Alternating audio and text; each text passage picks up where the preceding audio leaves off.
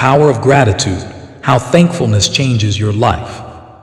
What if the thing you are asking God for is waiting for you to say thank you first? What if peace doesn't come from having more, but from appreciating what you already have? Across history, the poorest hearts have been the richest in gratitude, and the richest lives were built on thankfulness. Stay with this story, because gratitude doesn't change what's in your hands.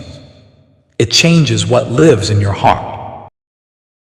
Long ago, in ancient America, there lived a poor widow. She had almost nothing, but she had something powerful: gratitude.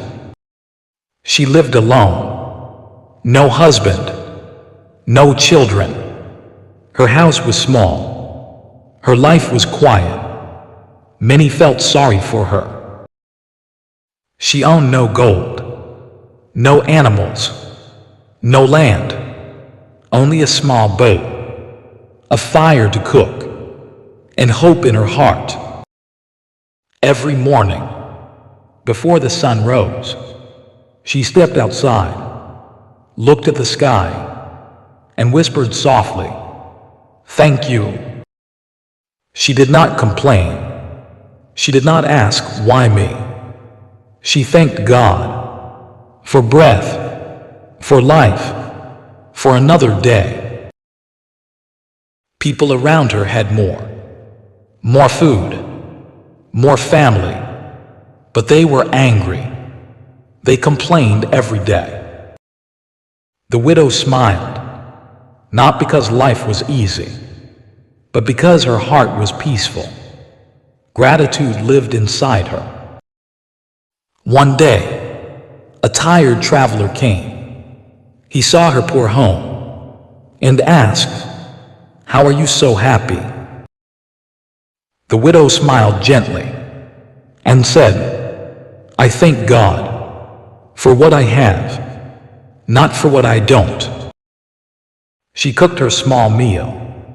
It was not much, but she shared it with love, with gratitude. The traveler felt something new. Not food, not comfort, peace, real peace. He realized something important. Gratitude makes the heart rich, even when life is poor. The widow stayed poor. Her life stayed simple, but her heart stayed free. Fear never controlled her. Many of us have more than her, but complain more. Gratitude is not about having more. It is about seeing more. Gratitude changes life. Gratitude brings peace. A thankful heart is a free heart. That is the power of gratitude. Before asking for more, say thank you.